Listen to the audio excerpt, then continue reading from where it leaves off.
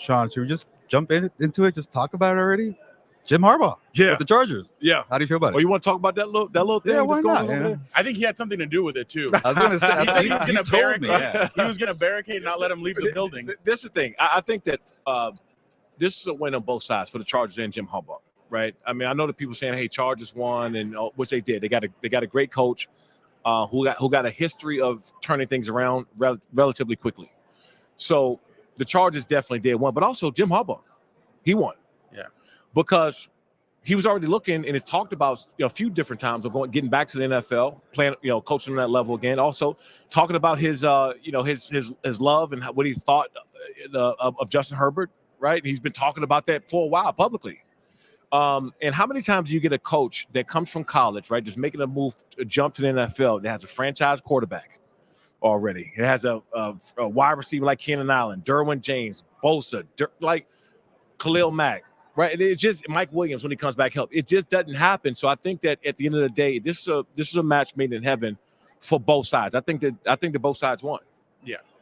Well, Shawne, and you spoke about that, and I mean, this is one of the bigger coaching signings that they've had in a long time. So how excited are you to see just what Jim is going to bring, especially coming off of winning a national championship?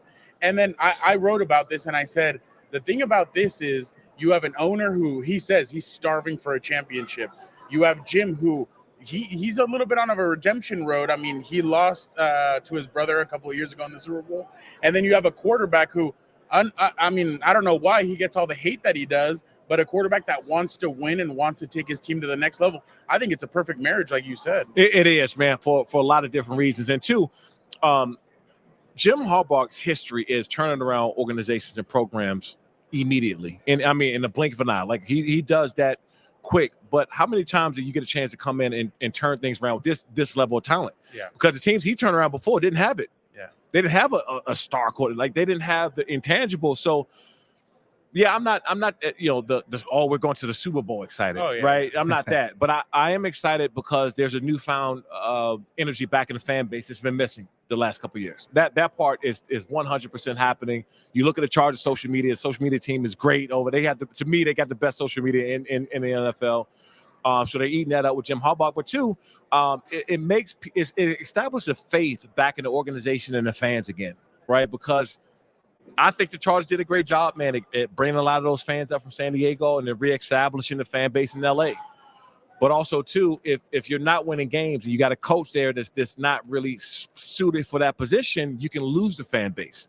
So I think it cures a lot of problems, and it's only something good can come out of that from how they finished up with Coach Staley.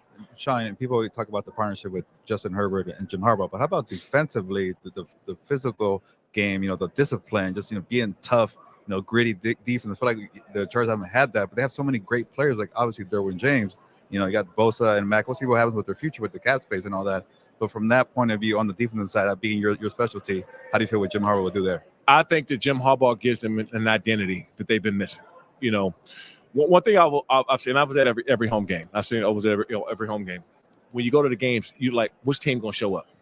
Are they physical team? Are they finesse team? Are they a speed team? Are they power?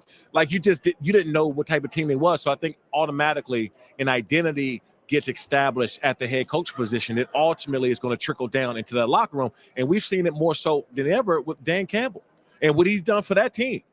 The mentality he instilled in these guys now is getting passed down to the locker room. Jim Harbaugh's the same way, right? He's going to establish a mentality, to run the football, be physical, be efficient, no turnovers, and that all starts, as he said, which I love the most because I'm a meathead, right? I love the gym, love the weight room.